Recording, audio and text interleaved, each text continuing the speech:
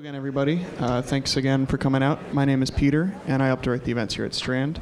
For a little bit of history, Strand was founded in 1927 by the Bass family over on what was then 4th Avenue's Book Row.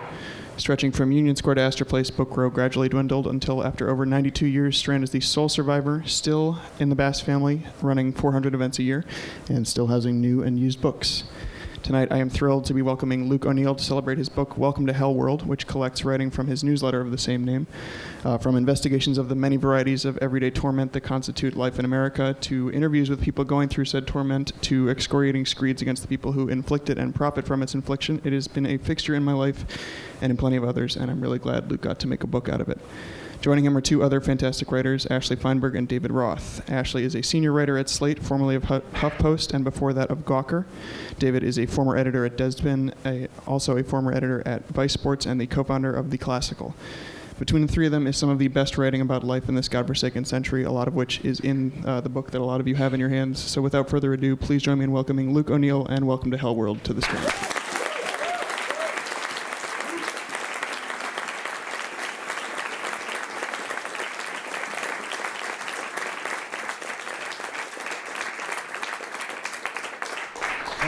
Thank you. This is very normal.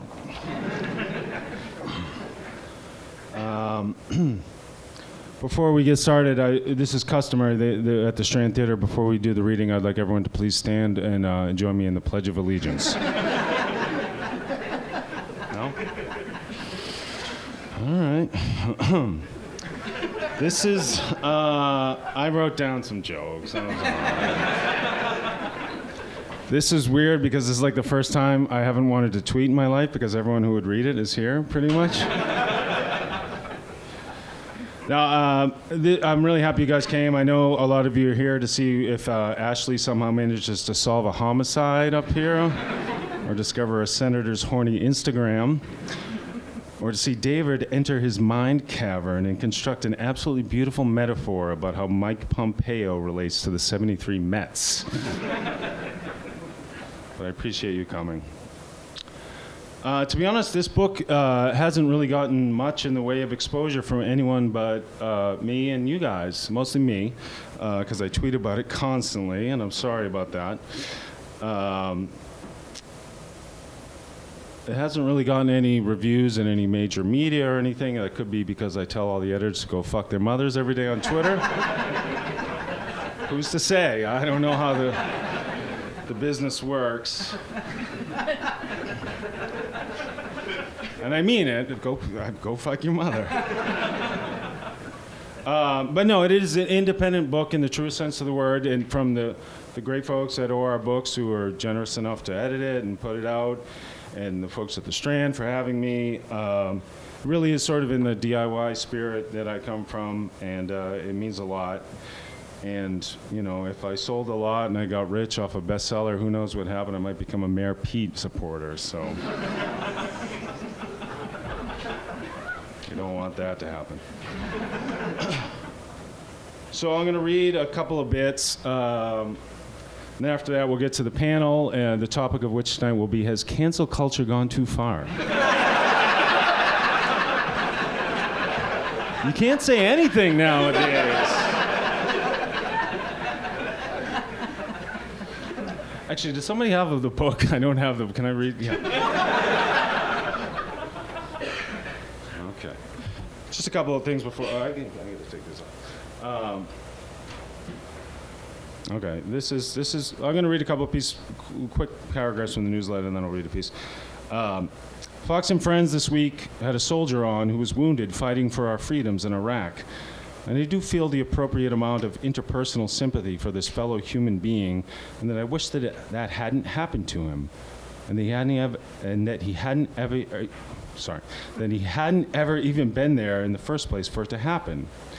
But one thing he said was that if we don't start supporting people like him, and fuck it, the police and firefighters too, throw them in there, then they won't fight for us in the future.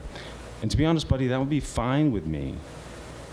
I'll make a deal with all the troops and the troop lovers, which is that the second the tanks start rolling down from Niagara Falls into Buffalo, and these guys go and repel the fearsome attack, I will stand up and salute the flag with tears in my eyes.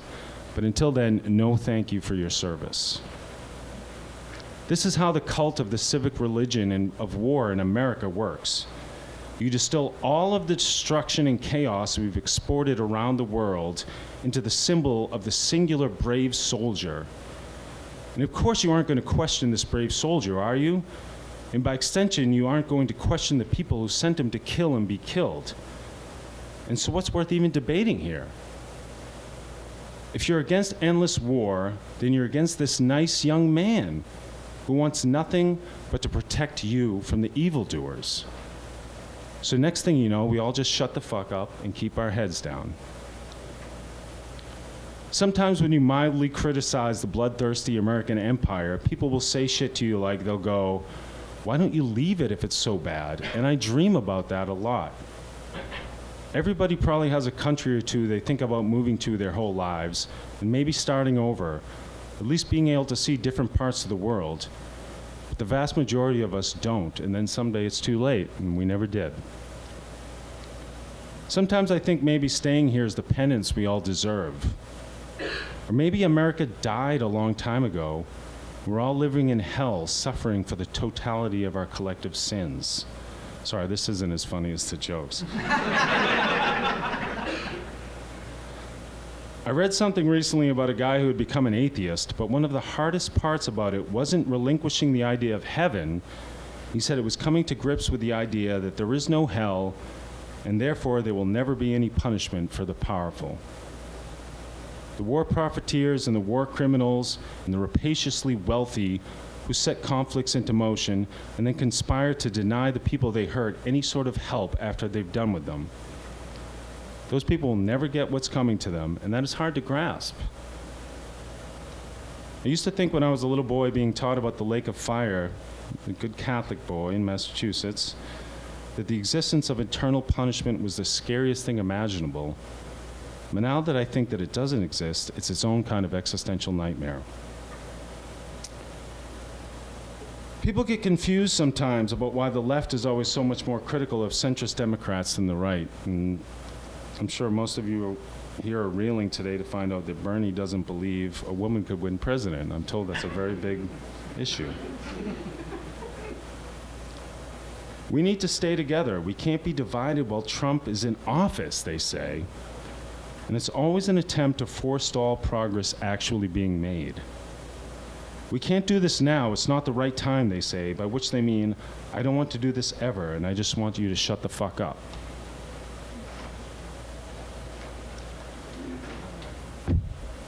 Couldn't decide if I should do an angry one or a depressing one or a funny one.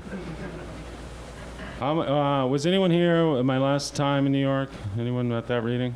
You were. Yeah, that doesn't count. Only like 2 people. Well, what do you guys want? Do you want like a angry one, or do you want all right. It's just a little quiet. Can you pull the mic down? Oh yeah, sorry about Thanks. sibilance. All right. All right. Well, this is the first chapter, so fuck it.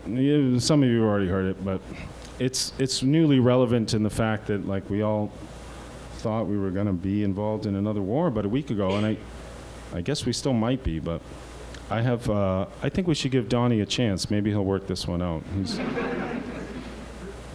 Okay. I would want to drink their blood. Anyone see Dracula on Netflix yet? Speaking of that, does anyone watch that? Is it any good? It's good? It's okay? The beginning is great. Beginning's good? Okay, good.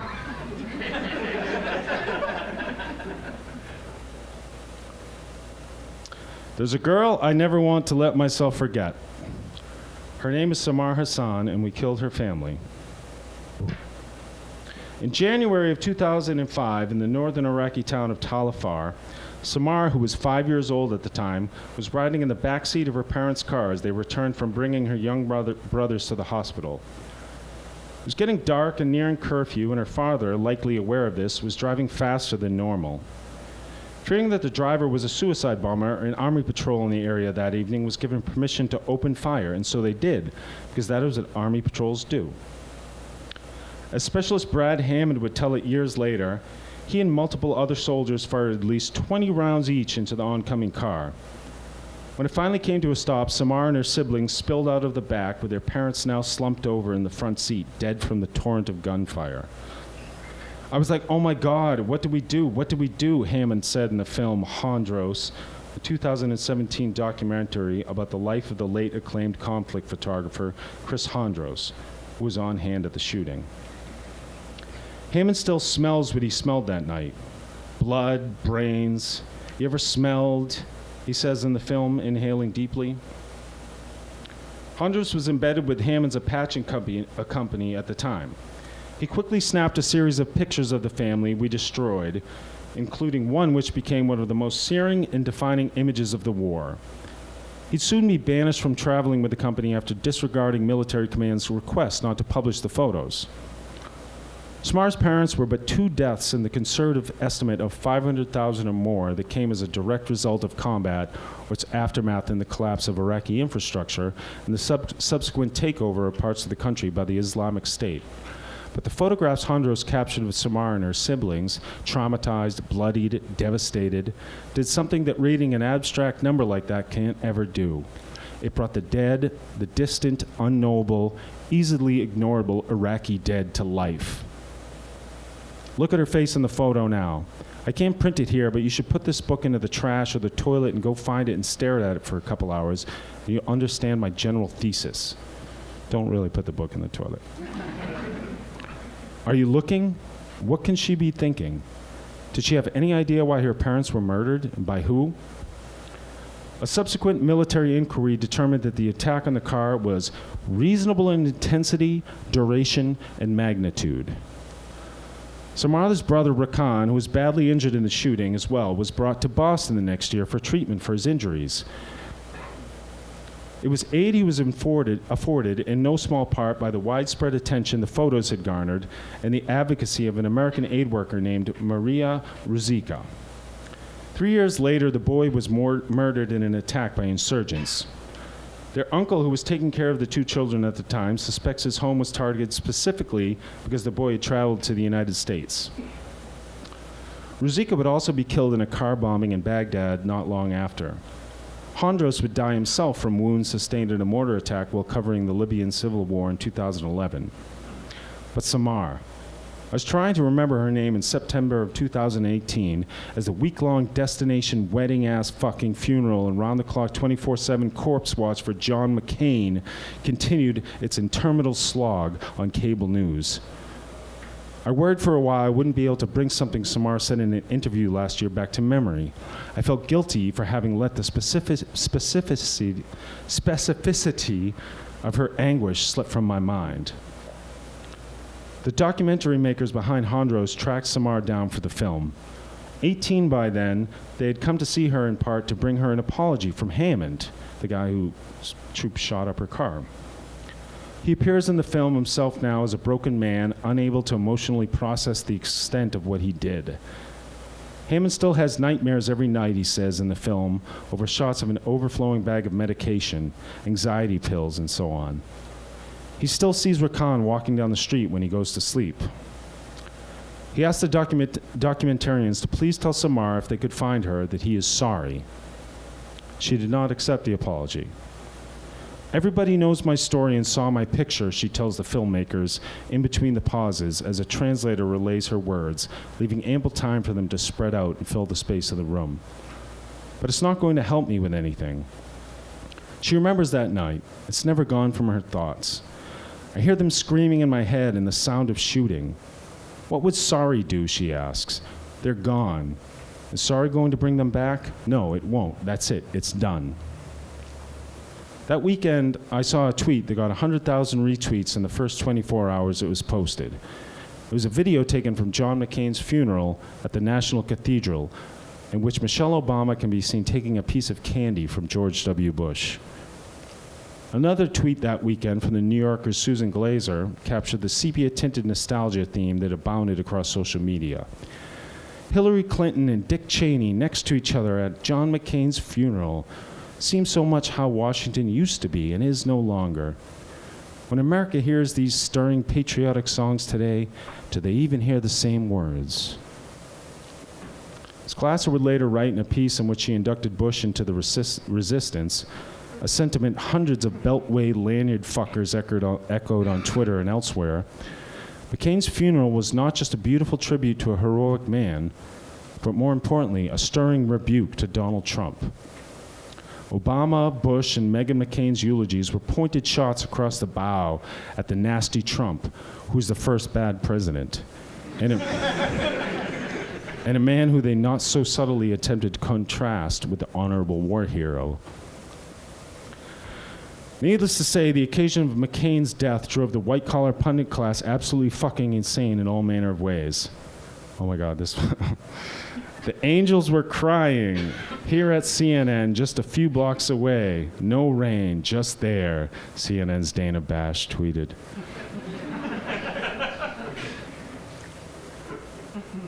New Yorker and CNN probably aren't going to review my book.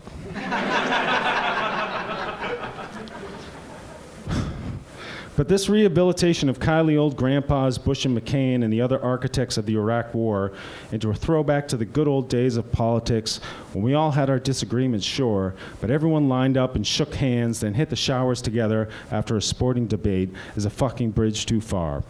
Imagine seeing Dick fucking Cheney anywhere outside of an Iron Maiden in hell and finding something to be nostalgic about. Fucker is still alive. The day Dick Cheney dies, we all gotta come back, meet back here. We're gonna have a party, okay? Drinks are on. Strand is gonna get drinks for us, all right? The day Dick Cheney died. That's a great name for a song. Okay. Here's what Meghan McCain said about her father to resounding applause at the funeral. The America of John McCain is generous and welcoming and bold. She's resourceful and confident and secure. She meets her responsibilities. She speaks quietly because she is strong.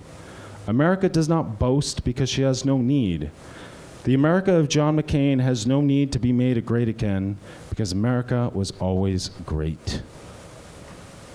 I don't know if any of the smooth-brained dullards in the media eulogizing John McCain, whose own theater of bravery, lest we forget, led to at least 1.5 million deaths, including an estimated 600,000 civilians, remember much from the Bush era, or just how ravenously horny for invading Iraq or any other country he thought had it coming McCain was at the time.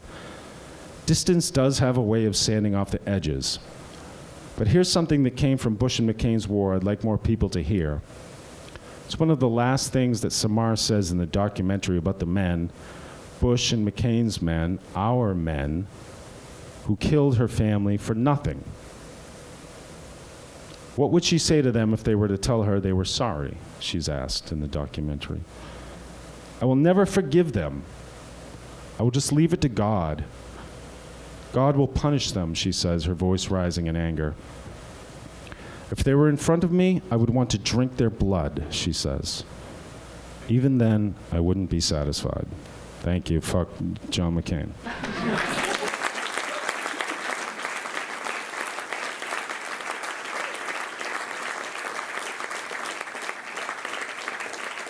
Okay, we're gonna bring, we good? Yeah, we're gonna bring up, okay, I know you guys love these too, so we're gonna bring up my friends David Roth and Ashley Feinberg.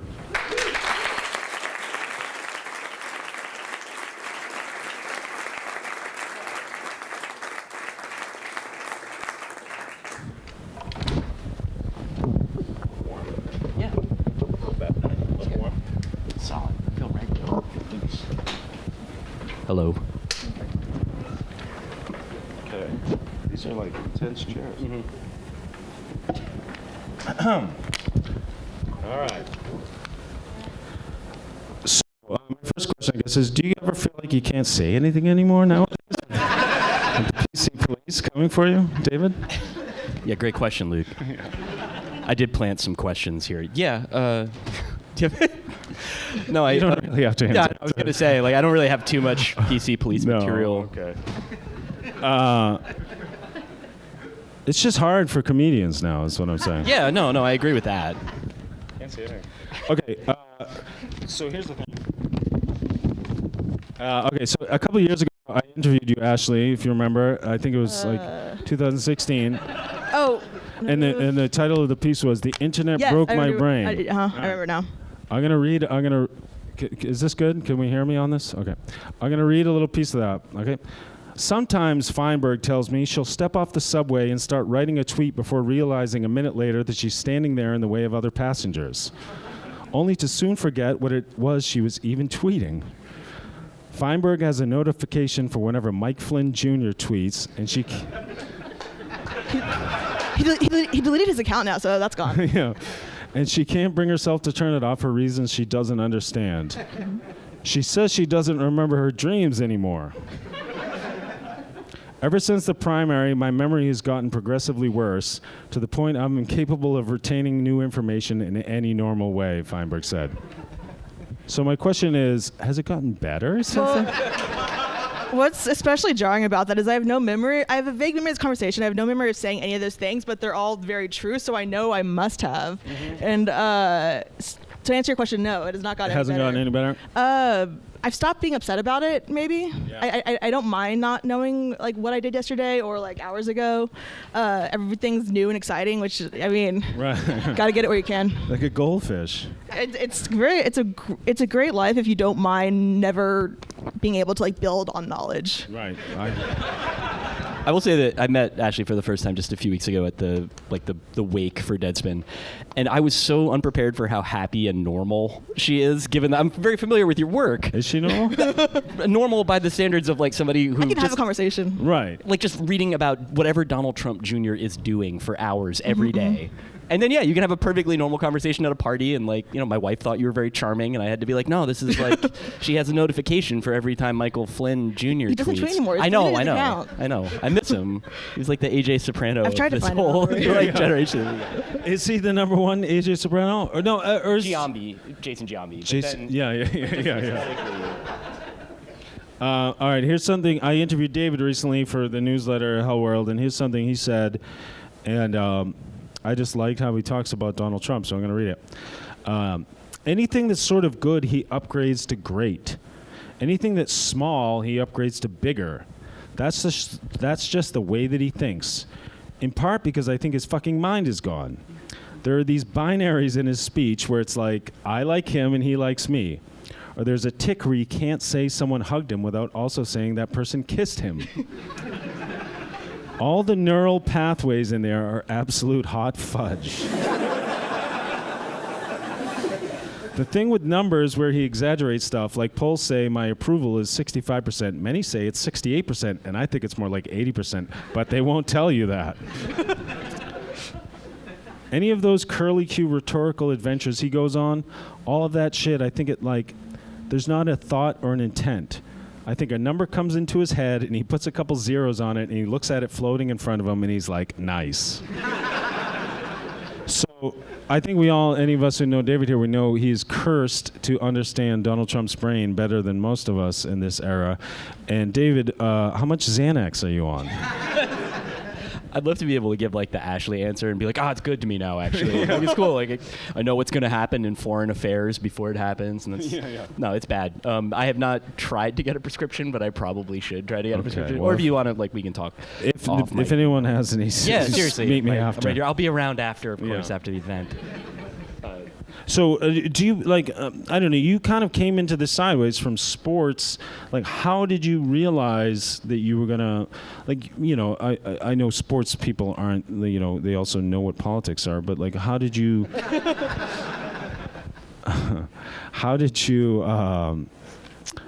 wind up this way? yeah, how did you get in, you know, back your way into this? So there's like a linear answer. But the basic thing is that when I was growing up, I grew up in New Jersey. Trump was on the tabloid cover, one or both, for years. I think that's like how I found out what divorce was. It was like him and like Marla Maples, just endless paroxysms of fakery and, you know, sort of grandiosity in newspapers. And so I was always kind of fascinated by him in a perverse way, just because he was, even when he was less like of a meringue creature, like he was disgusting. Like he was just a disgusting guy who wanted bad things. But so there's two stories that I wrote that brought the like Trump thing into my life. When I was at SB Nation, which was the first staff job that I had after years of freelancing, there was a story that he wanted to buy the Buffalo Bills, which, as you all know, he did.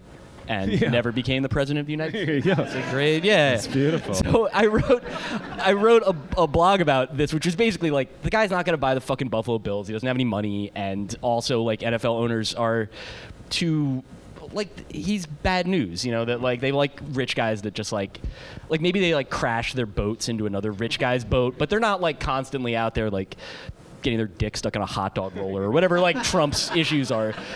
And so I wrote this blog for SB Nation, and they put it, you know, stuff gets cross-posted onto the team sites. I won't bore you with how that networking thing works. And the commenters on the Buffalo Bills blog were fucking not having my disrespect for Mr. Trump. And there were like dozens of comments that were like, all right, first of all, you have no idea how much money he has. And second of all, his name's on a building, so, you know, obviously is your name on any buildings, dick? And I was like taken aback by that. Not like the fact that I was surprised that commenters didn't enjoy my work. That's, you know, I was used to that by then. Right, yeah, I was going to say, it's like, at that point, it was old hat. But I was surprised anybody took him seriously. And then the real moment of our relationship becoming a thing was, he used to, before he was really tweeting about politics or whatever, he would just like live tweet Access Hollywood every day. Like, there's like, you can go back and find them, like him talking about like when Robert Pattinson and Kristen Stewart were breaking up, he would do like 4 or 5 tweets a day where he'd be like, Robert, buddy, like, you gotta dump her, man. And it was like, he was embarrassing. So his whole account was like Robert Pattinson takes, and then like pictures of his golf course where he'd be like, exquisite. Many say like the most exquisite golf course in all of Southern Connecticut. Many do say that. They do. Yeah. And so I did a dumb tweet at like midnight in like 2014 or something that was, it purported to be a quote from one of his books that was like many people think success is bad, but not me. I love success and always have. Yeah. And I said that was on like page 25 of his book Winning, which is not a book that exists. But he retweeted it. Quote tweeted it, and put it out there. Like 5 minutes. That was like 12:13 a.m. on a Wednesday. That was before like anyone knew that he was going to ruin the world. Oh yeah. At that point, he was just like a local oaf that I thought was funny. Because he had like, have you ever heard like the Tom Sharpling vibe of like the Gene Simmons Toyota? Like that was like the vibe of his whole shit. Yeah. And so I didn't know. And then he blocked me for like years, which was, that got kind of like gross as he like rose in prominence. That there were like all these quotes where you'd just be like, because it used to be like you'd quote tweet something, like you'd grab it and it'd be in there and just say tweet is unavailable because that person's blocked. So it'd be people being like, oh fuck, like it's over, like everything we ever held dear is gone. Right. And then just be tweet is unavailable, and I'd be like, it seems bad. So you mentioned the golf courses. Ashley, do you like, how much time do you spend perusing like the hashtags for like MaraLago and the shit like that on Instagram? Like, do you know the interiors of all those spaces? Like not as much as I used to, but the people who tag themselves at MaraLago are the most fascinating group of people you will ever encounter. There's this one woman, I think she said she's a real estate agent, but I've gone deep on her like online. I do not think she's actually a real estate agent. I don't know what con she's pulling, but every single photo is like of her in like 3 pounds of makeup and like a pink bikini inside of like MaraLago's like grand staircase. Right. Like she looks like she's been dead for like 20 years. It's like the exact people who you think would be there are there and are just like taking photos in there like 24 hours a day. I don't know how they do it. Every single person that shows up like tags himself at MaraLago, that like you could write an entire like crime story about their lives. Like there's the weirdest fucking people. They all got every single one of them has murdered somebody. There's one guy. My favorite of them is the guy that's a duke or like claims to be a duke. There's like an Italian guy. I don't know him. Yeah, no, the Italian guy who's lying at MaraLago. Right. Yeah, no, like from Italy, it's different. It's not, we're allowed to. It's okay to be racist against Italians. It's never racist. I wonder, like, to what extent do you guys think that the deterioration of media as we know it has perverted what's happening lately? Like, I always want to point out that none of these things that are happening now that are bad just became bad with Donald Trump. All these things were happening before. All the stuff that I write about in the book, Donald Trump didn't invent these, but they also happen to have coincided with a really weird time for media, where everything is being, magazines and newspapers are going out of business, and the people that we trust to explain the world to us are fucking stupid and rich, and they don't care about anything.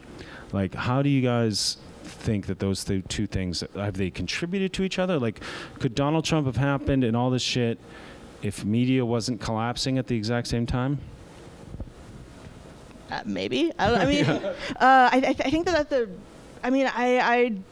Trump would have happened. I mean, who fucking knows? But I think that it is exacerbated by the fact that it's a time where, like, anyone who wants to ever work anywhere ever again, like, has to be very careful about what they say. Like, that's why reporters are so scared to insult the Times and like scared to insult anyone who might employ them, because everything else is going to close in like 5 years. And so everything is just so toothless and dishonest. Well, right. The running joke I've been saying tonight about you can't say anything, that is actually true in a way, in that you can't, if you're trying to climb the ladder as a reporter, you can't say anything that's going to offend the sort of people who... A.G. Sulzberger. The powerful. Yeah. Which is also very Trumpian in itself. That's like how he staffed all of his departments. That was like the number one thing, is like trying to find out like who faved a tweet and why did they fave it, and like, does this indicate disloyalty? Is this like something that we need to be looking into? But yeah, I don't know. I haven't thought about the careerist element of it as much, but I think that's very true. I think there is like that, like, sort of, I don't know if I'm using the term context collapse correctly. I'm probably not. I don't know. Yeah, it's cool. Maybe, do you? No? In what context? In the sense of like how I think that people are reading more. I think there's more stuff to read, but I think that there is a sense in which the idea of like understanding what you're reading, not like necessarily in like a media literacy That's not context sense. collapse. It's not. No. All right. But what does context collapse mean? Context collapse is like basically when you are removing some item that has like a history and just like whatever, and like you're... So you take it out of context. Yeah, and then but the context. it's more than that. Okay. But not what you were saying. But I think that there's like the idea of like people that believe bad, wrong things, right? That there's a good post about this in the outline, I think, last week, that was basically about like people that believe anti-vax people or like QAnon people or whatever. It's not that they don't read. It's that they read too much of everything and believe all of it too much. And so that there's this sense of like, if you see something, like an older person seeing something on Facebook and being like, oh, well, the immigrants are overrunning Bemidji, Minnesota or whatever, that like, if you see it and you don't understand necessarily what it is, it's like the more informed you become, the less informed you actually are, the less you know. Too much. Yeah, I understand that. All right, let me ask you something else. Do you, Ashley? You were saying earlier that you were on the trail of somebody else's secret account. Do you want to tell us anything about that? Oh, I mean, it's not confirmed, but I don't know. Anyone know who Liz Smith is? So Pete's? that's yeah. mayoral Peter. I mean, I've been told that she is running her own fan accounts, and there is some suspicious Liz Smith fan accounts out there. Fan accounts of Liz, not Pete? No, it's like NYC Love and Girl, and it's like Liz Smith. Who fan would account. love Liz Smith? I mean, David's been. Yeah, I was gonna say, I'm like, am I allowed to answer that question? Yeah, please. Anybody who likes women who get shit done. Girl bosses, 2020 here. No, it. But this is I love that she runs accounts like that, like fave her shit and are like, yes, Liz, go off. Well, yeah, or because if you go back to the account's history, because she ran Martin O'Malley's campaign in 2016, and like there's this family of accounts that like interact with each other that seemed very clear to be run by the same person, and if you go back like 3 years, like they were super into Martin O'Malley and like O'Malley Mintum, and like they were like going nuts, and then all of a sudden just switched on a pin to Pete, which is a little and Liz, but I think O'Malley got a raw deal. To be honest, he could have been something if we just gave him a chance. I mean, yeah. He played a good cover of Wonderwall, as I recall. I don't think I ever saw it. He was also physically fit, but not in the upsetting John Delaney way. John Delaney is so jacked. Yeah, he looks like a fucking Big Ten strength coach. He's he's got the two-lane neck. It's not good. Oh, no, you know what? Now that I have you here, I haven't looked at the news in a couple hours, David. the Houston Astros are fucked. Is Alex Cora, my boy, is he going to be fucked too? Sorry to all the nerds out there. This is sports stuff. Anybody baseball chat? Anybody ready? Any baseball fans there? Yeah. All right. All right. Okay. We're going to remember some guys. Remember Alex Cora, the current Red Sox manager? Is he fucked? Yeah. He's. I don't know if they actually had fired him yet, but he's suspended for a year. Cora got he's suspended indefinitely. Yeah. Oh, I didn't see that. So it's a weird thing. So the suspensions for the Astros cheating thing came down today. Does We don't anybody have to already go know into about this this? too much granular. Yeah, all right, great. detail. Anyway. But go into it. Bang on a garbage can when a changeup is coming, and then the hitter gets an advantage and whatever. So the GM, the McKinsey weird, normal shit. Everybody knows what it is. So you say it's fair to say that nobody thinks sports teams in Boston cheat now? They think Houston teams cheat now? Yeah, everybody. This has been one of the weirdest things that's happened just this afternoon. Yeah. Everybody loves Boston. Everyone loves sports Boston teams now. again? Yeah. Go Sox! All right, you guys say something, right? I'm out of questions. What's up, man? Hey, how's it going? What, do you guys think I'm good? So far, it's been great. The jokes earlier were great. Did the jokes go over? Yeah. I was telling big him, we went laughs. to the bar on the corner. I was like, I wrote some jokes. I don't know. I didn't tell them all, though. No, not all. I had got, no like, idea that the 73 Mets were going to be invoked. I had to look up what Mets team was good. Yeah. I knew 86, but I didn't want Here to is get, a friend. because of the Red Sox. But yeah, man, you're doing great. Don't worry about I'm it. doing okay? Yeah. Okay. By show of hands and applause, who here thinks that Joe Biden should be president? Huge pop. Love it.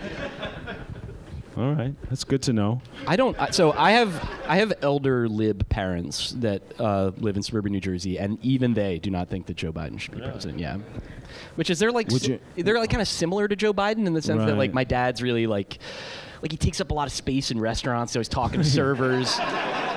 Does he tip? He tips. He tips. Well, that's he does, and he good. doesn't like put people's fingers in his mouth. They're like the real extreme. Like Biden stuff. But he ordered I went to dinner with them on Sunday, and he ordered like a surprise round of baked clams after the first ones that we'd gotten that she liked. And he explained to the waitress, he was like, can Bonus we get some clams. more of those? Even though this isn't the way that I do it, I thought they were very good. And she was like, oh, how do you do it? And he was like, well, all right, well, and then like... Ashley, I know you have a sort of involve your stepfather, I think, into your... Oh, yeah. How's his brain? I mean, I can find the last email he sent me if we want to. Yeah, well, let's see what he's talking about. Yeah. Is he still on the Trump train, or? Yeah, I mean, the thing is, he's not on Twitter, but he finds these websites. I don't know how he discovers them or like what he's doing. Wouldn't you love to see, like, if you could put like a GoPro on your parents and see what they're like looking up to find? I have no desire to. Like my mom, I don't know if any of you read the book. My mom is a Trump person, but we like will not talk about it anymore. But she will still say like she'll think she's being so like sneaking around, saying something that she's heard. But like, no, I know what you're saying. I've heard. I know all of these fucking arguments. She tries to slip it past me, but she can't do it because I have a fucking bad brain. Yeah, the last email was several weeks ago. Subject line That's is sad. "Progressives are the new fascists!" Exclamation point. There's no link whatsoever. It just says this is just one of the many assaults coming from the progressive movement, which is doing its best to silence its opposition. Since you consider yourself a progressive, is this behavior acceptable? There's no link. It says sent from my iPhone. That's so good. I don't know what he was talking Oh, about. that's the best. The answer is probably yes, I would assume, but I can't say for sure. That's the best emails that I got when I was at Deadspin. Whenever I'd read something about Trump, there was a guy named George Gunn. I don't know. One N or two? One N. I don't know if it was his real name. I'm assuming that it was a nom de plume. Yeah. But he would send me just like after I would write a Trump thing, they would get an email and it would be like similar to that. Like it would be either the whole body of it would be in the subject line.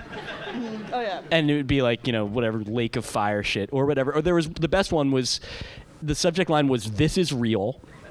And then just like from George. And I always replied to George after the early ones where I was like, "Hey man, it's great to hear from you. Like, I hope you're well." just because I wanted him to write back to me. I wanted to know more about him. And so this is real. And then the image was like he had taken he had searched for images of wolves on his phone, and then it just screenshotted the like Google image search, not the image that he'd found, but like the search terms appeared at the top of the image, and then that was just pasted in there, and that was like sent from his iPad, and that was George Gunn. This one is also good. It was this was several months ago. It was a link to a PragerU video. It says, "Forward, was Jesus a socialist?" ? 5-minute video period. The left always bring up Jesus to justify redistribution. Interesting. Enjoy. The thing is, he's Jewish. Like I don't know what he thinks is like. He seems like a very confused man, but. Can you have like a normal conversation with him? Is that No. it's not like better in real life or anything. No. I mean, he thinks like fossils were like put on Earth by God to test us, which is not a thing Jews believe either. No, that's not very Jewish. No, thing it's that not even Carl remotely. Everett I believes. tried to explain that to him, but Carl Everett, remembering guys. Yeah, we're doing it. And so, yeah. wait, were dinosaurs real or not? I mean, we'll find out when we die, I guess. Yeah, no. It's a 5-minute Did you PragerU listen to the video. thing I did about how there's Just no let heaven or Steven hell? Crowder explain to you whether dinosaurs exist or not on PragerU. Is Steven Crowder here by any chance? You put him on the list, but I had like this fantasy that somebody like that would be here, and I'd like have to get in a fist fight. And You can find one of these Yeah. people. is anyone here who wants to get in a fist fight with me? yeah. Somebody fight Luke. Hey, Oh, stand up, sir. Let me see if I can. No. I got a bad back. So here's something. I like an interesting thing. I think we were saying this before is that like us here together, you're like, oh yeah, that makes sense. You know, they're kind of like in the same genus or something. But we all sort of like approach the same shit in varied ways. And I don't know what's under a genus. Is that a phylum? How does that work? Is that how it goes? Like, I don't know, what is there like, how would you describe the difference? Like, I don't know, actually I think you sort of had like this trickster, mirthful thing to yours, not as overtly political, but you seem to like pull out the humor. Like, you seem to have realized that like, Donnie Jr. just is a funny guy, just contemplating him. And David, you have a more of a sort of a high dudgeon style to point out the absurdity, and I'm the best writer of the three of us, I think. you have a So who is the second best of us? Do you want to arm wrestle or something? Or? I was just going to say David, so. Well, no. Actually, clearly, you are one of the most demented minds of our time, in like a very good way. How long does it take you to like put out those, social media investigations? Like, how much time do you spend on those? I mean, it depends. Like, it doesn't take very long to find them. It takes longer to like get enough evidence to be able to publish it without like Right. fucking myself over. Yeah, I mean, and also it's just I Do you enjoy it? yes, I do that. I do it anyway, whether or not like it's like I just like periodically go through like candidates like Wikipedia accounts, and like I also just like Michael Cohen's Women for Cohen account Yeah. like I had been following that for years prior to that, just because like it was a very So you exciting were a account woman for me. Cohen. Yeah, because I Yeah. am a woman for Cohen. It was my account. But yeah, it's just there's like so many like stupid and absurd and like How do terrible. you find them? How did you find Women for Cohen? I don't know. That's a great. Because you've got like a strong enough brand that I imagine your friends, it's like the way that like a dog sometimes will bring you like a dead bird. Yeah. They're like, this gonna be like, I thought you'd like this. It's horrible. No, I think it was just like reading Michael Cohen's replies, like one does casually, As you do. and I mean, they called out to me. You just felt it coming. And David, like, what kind of like, I don't know, do you have to get into like a zone when you're writing? Because you write very lyrical, I love your writing. You're on a sentence level, you're very, very good. But like, what kind of brain space do you get into when you're doing that? Do you get depressed, or do you like Yes. Yeah? Yeah, let me stop you there. Yeah. It's like generally, I mean, not always. It's like there's a catharsis in it, but it's it's weird. Like the way that when I had a job, when I, had a website that I worked at, What was that website called? I worked at Barstool Sports. Saturdays for the boys. That's so true. I invented that. No, That was you? Yeah, it was. You got to trademark that. Yeah, I donated it to Dave. I love his work. He's given me so much. I love that guy. So it was the way that the Trump stuff that I would write would function would be like, I was saying this to Luke, that it was like if you're old enough that you degaussed a screen on an old computer where you like push it and the image is like, and then it gets better. And like that was sort of like if I got too jammed up to like write my dumb basketball blogs, like if I was just emotionally not capable because I was overwhelmed with like just Trump sludge in my brain, then I could sort of get it out, and then like I would function normally for 72 hours, and then it would begin accruing again, and the cycle would restart. And now that I'm freelancing, it's like I'm lucky to have work. I'm glad to have work, but it's like this is like a lot of what writing about like politics or culture is writing about Trump shit, and that's just like not. Like everybody spends more time thinking about the dude than they want to, Right. just like it, because it's the weather, I mean, it's everywhere.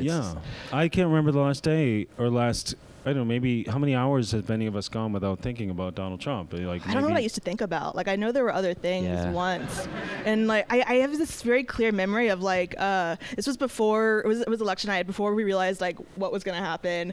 I remember just like turning to someone, like telling them like I'm so excited to never have to write about Donald Trump ever again. Yeah. And what happened after that? And then Hillary Clinton won. Hillary Clinton's president.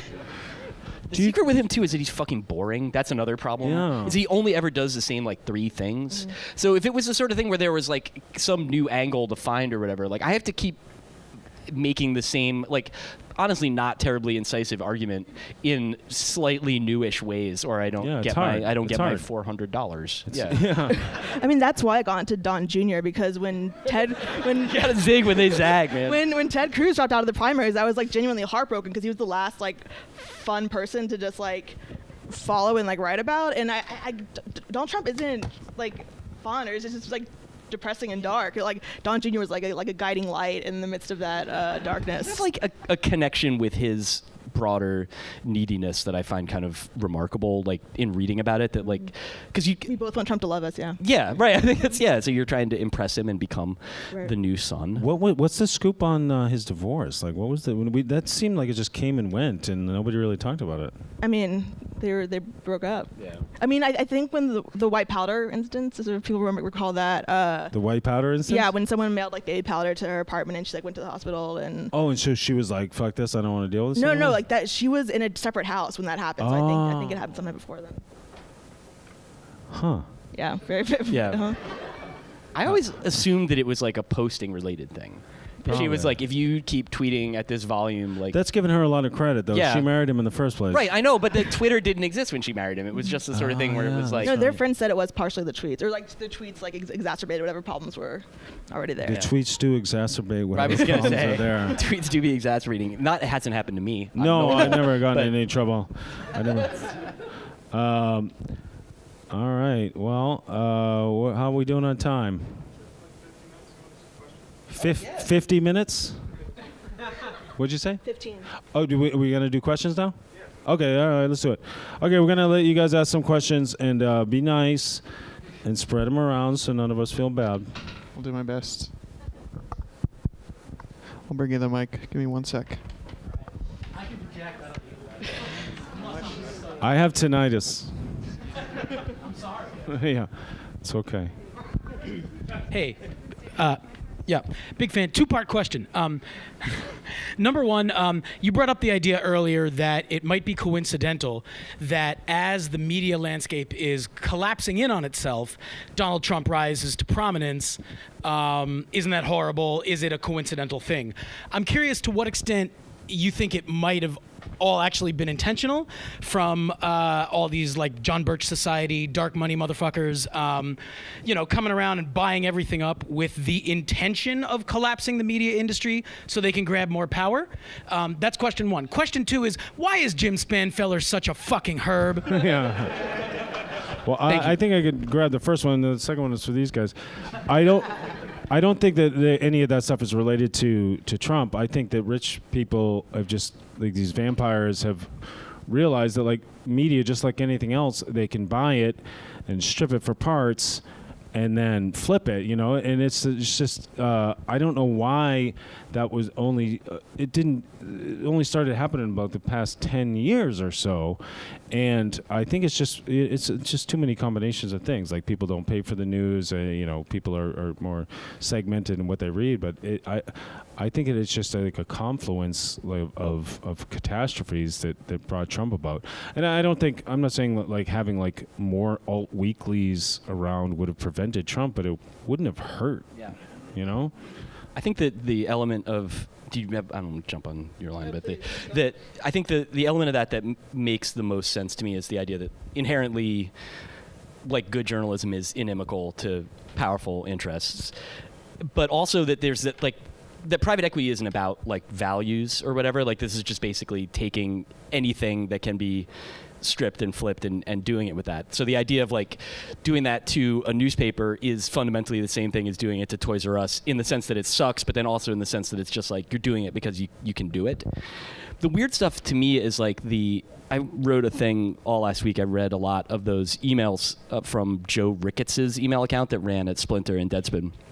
I was writing about the Ricketts, and I was trying to figure out how it was that Joe Ricketts came to own DNA Info and Gothamist. Like, it just seems like a very poor fit that, like, this reactionary Nebraskan would own all these, like, left-leaning sites that write about, like, bike lanes in major American cities. And I think it's just like when people have that much more than they need, they find themselves owning things that they don't necessarily need to own. That still doesn't explain to me how DNA Info and Joe Ricketts, like, literally fucking Joe Ricketts, ever came together. But yeah, it's confusing.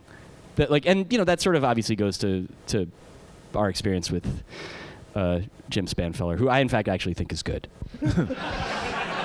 Ashley, what do you think of old Jimmy Spans? Every time Jim Spanfeller is, like, in news for, Is like, he here, by the way? Yeah. God, I hope so. Because I email him every time, like, something happens, like, trying to get him to talk to me, and I've sent him 11 emails now, and this is something I don't. This is why she's the best. Generally advertise, but when I'm, like, emailing someone for comment, I have this, like, email tracker that I use so I can, like, see every time the email is open, but it's like I can't see who's opening it, but, like, if someone forwards it, it'll say that it was opened twice, like, for instance. And so every email I've sent him has been opened, like, 12 times, and I don't know what the fuck he's doing, or why he hasn't responded to a single one, but he's opening all of them, like, constantly. And I wish he was here so I could ask him about that. Yeah. All right, anyone else? Karen, look like you're out of hand up. Or? I have two questions too.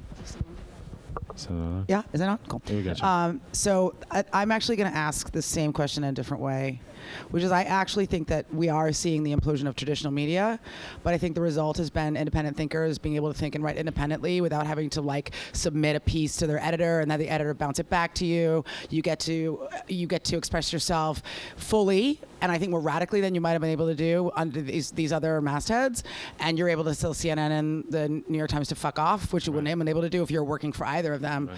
Right. And so it's comforting to know that, like, there are radical minds speaking radically at a time when we need radical thinking.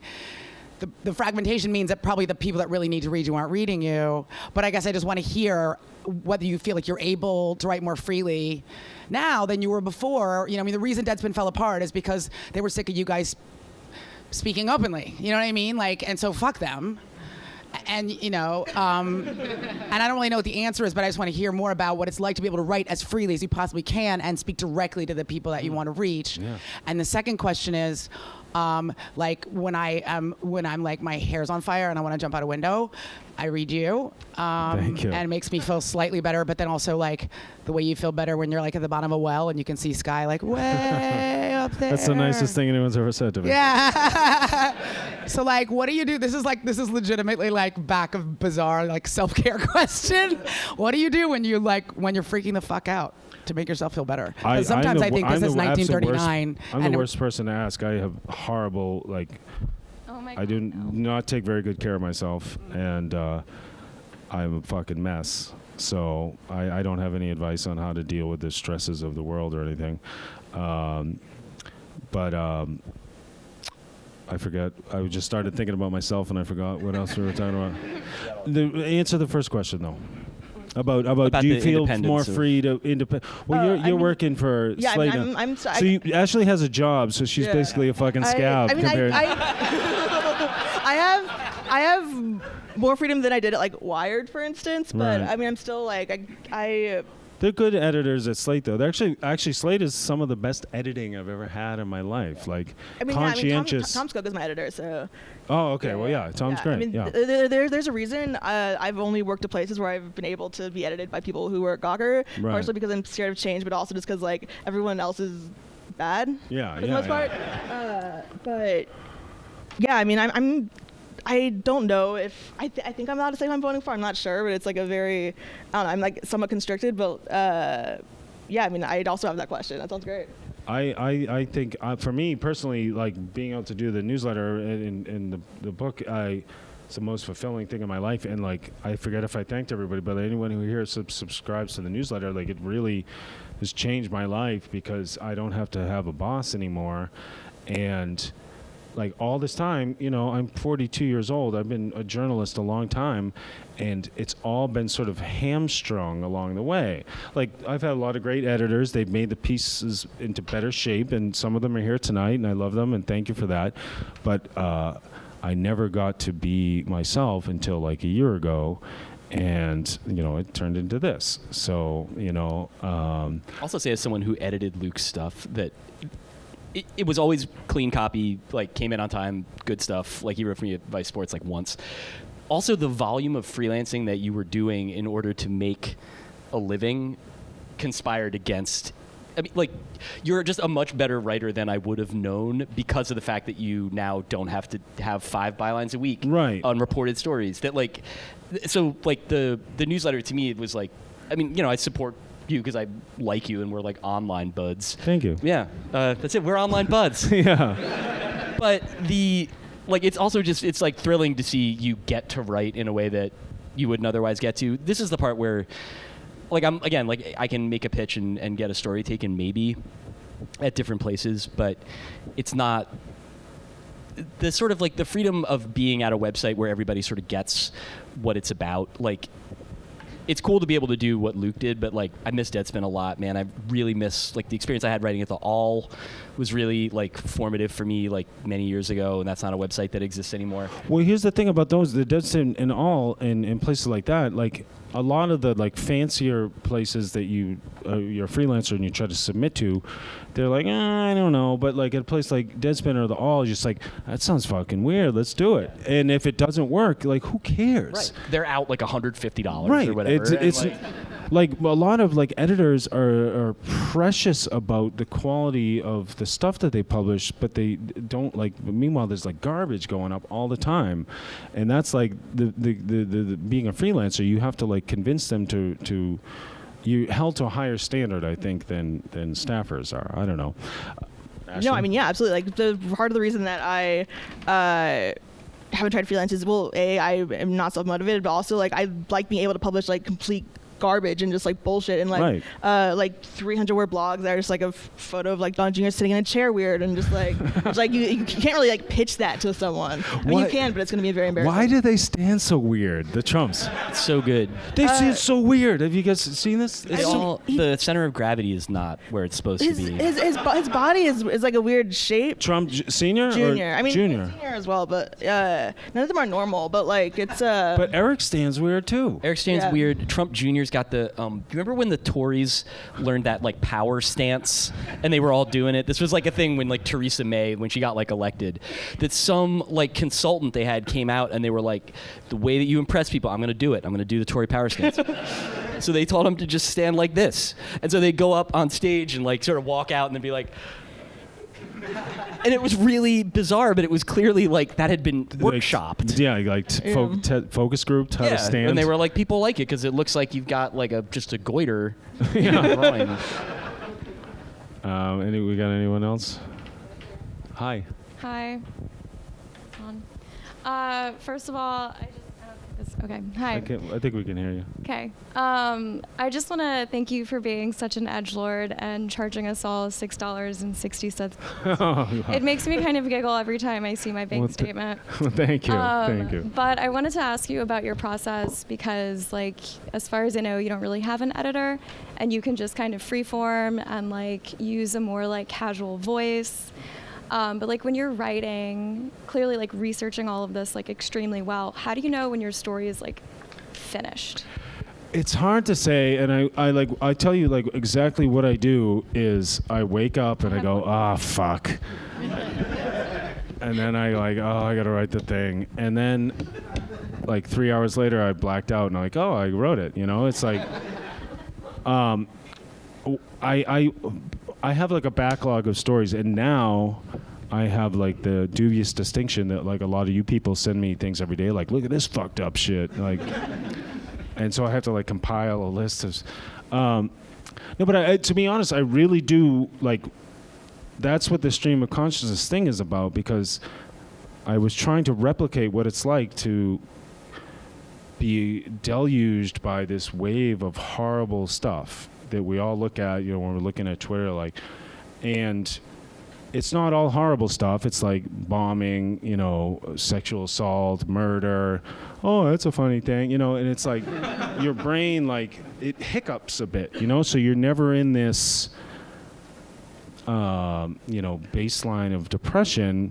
It's like, it spikes. And so I was like, well, what if I just like tried to translate how that feels to be overwhelmed with that shit. And that's why like I try to make it funny too, because I don't think any of you guys would want to read it if it was just constantly depressing.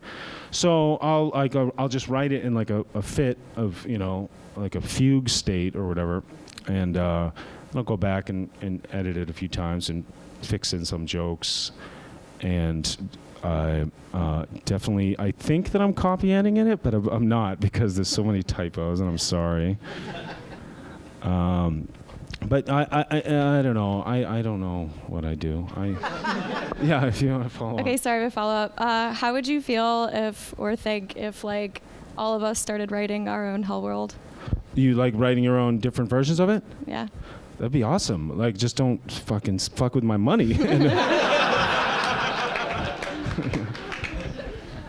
Time for maybe one or two. I'll try to do a loop. Sorry. All right, so this is a bit of a fun baggy question. I hope that's all right. Yeah, go ahead. So much like you, I too grew up in New Jersey, and so one of the earliest things I learned was why is Atlantic City so fucked up? Oh, Donald Trump did that. Right. So my question is, what's the minimum size thing he could have fucked up, city or otherwise, and not been elected? Because we already got city on the board. Oh, like if he was responsible for... Yeah. I think that it's weird because Atlantic City is, you know, as New Jersey cities go, a decent size. I think you'll agree. And he did ruin it because he just was too stupid. I think that somehow, sorry to editorialize, but I think that there's...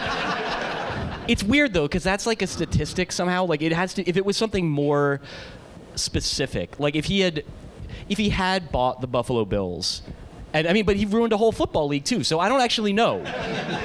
What is the question? He could have fucked up something big enough that knocked him out of his contention? That like disqualified him. Do you? I mean. What can anyone possibly do that disqualifies? He like bankrupted multiple businesses, multiple casinos, like bankrupting a casino. Although there's a new casino in Boston, and they're like, fucked, nobody's going to it. And Donald Trump isn't involved, so. Yeah, so it is possible. That's a good question. I mean, I feel like it's the sort of thing where like you can wreck a city, you can wreck a football league, but if you crash one blimp, yeah. And then everybody's like, but I don't know. I don't know if that's true. Like honestly, the evidence suggests that there's nothing. I don't know if it's like a big thing as much as just like a specific kind of like. I was trying to think like if he had fucked up something with like military dogs, like if he had killed a bunch of like military dogs, like maybe. But like even then, like there's a lot of dogs out there. I don't know. Yeah. What could he do now? On Twitter, what could he do now that would get them? Like, if he brought a bunch of military dogs onto the stage of the White House and had a big, giant fucking scimitar, and No. If he did it in the open, it's fine. If there was, like, a video recorded of him doing it in secret, I think that might do it. But, like, if he... What if the dogs had it coming? I mean, I think that's for him to prove. It's easy to anticipate like the counter arguments on stuff like Yeah, this. no, where it's always like the thing. like, why don't the dogs come live with you? If you'd like to have 30 dogs. How much did you donate, Jeff Bezos? The thing with the snow, the White House photo of the snow, first snow of the year. Did you see that on Sunday? Like, Well- as soon as I saw that, I was like, I know I'm gonna do it. I'm gonna post, but I know they're gonna say, well, he didn't say specifically that it was today's snow. And like, do you guys feel that? Do you have like clairvoyance about? Like, can you transport into the mind of a Trump supporter? Like, you're already anticipating what they're going to say. Well, I mean, yes, but partially because there was a while where I was trying to catfish Sean Hannity, and Please make that the opening sentence of your book. I gave up after a while because it was just exhausting because I was role playing as this like MAGA mom, and like I would have to I was trying to build up like a Twitter history so I didn't seem like I was me trying to like role play as a MAGA mom, and so I was just like tweeting this like horrible shit constantly and like retweeting, and it's like. And you came to believe it. You believed it after a while. It felt really bad. It just like Tammy Dearborn was what I named her. She's out there somewhere. Yeah. Did you have the super washed out photo? Yeah, it was. I got my friend's mom to let me use her photo, and I like got a United States flag like superimposed over it. So it's. I mean, she looks great. Yeah.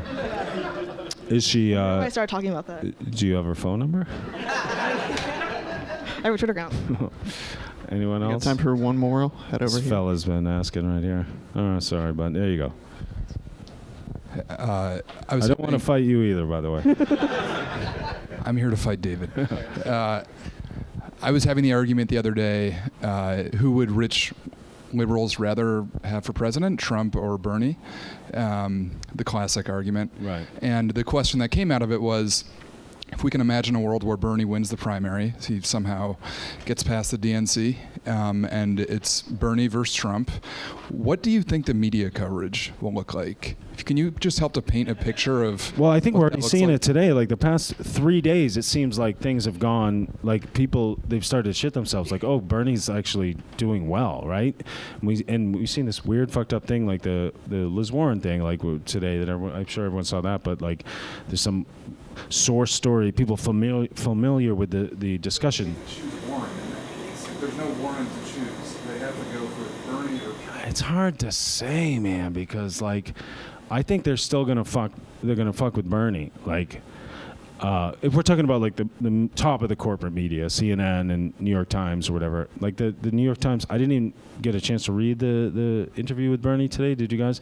And Just bits and for pieces. everything that I saw, like I think that I don't know. Do we honestly think they want Trump more than Bernie? I don't know. I don't think they want Trump more than Bernie, but I think that their desire to come off as unbiased and fair to all sides is going to end up boosting Trump, because to perform what they think is fairness, it requires Trump being a different person than he is, so they just pretend that he is that person. Right. And that's similar to the dynamic that there was in 2016. It's just different because, like, I mean, the Times doesn't like the Clintons either. It's like a complicated, it's like a taste thing there.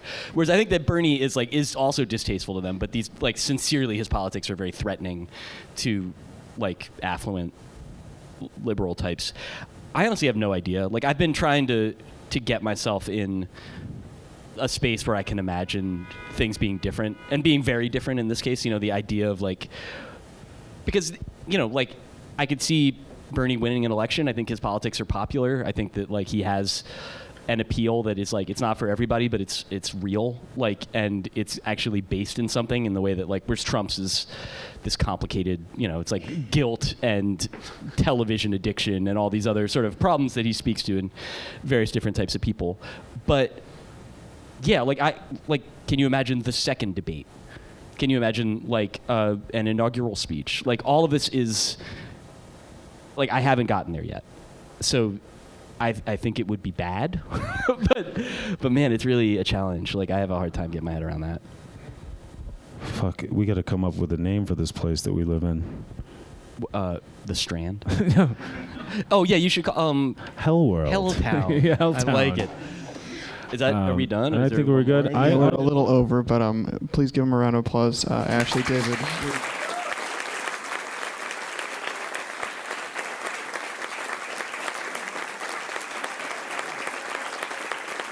So we're going to sign some books, if that's cool. I'm going to sign We're gonna some sign books books if up here. anyone wants over here. And thank you so much to the Strand for having us. This is really cool. And these guys, I love you guys. And thank you, everybody, for coming. And thank you. Bye.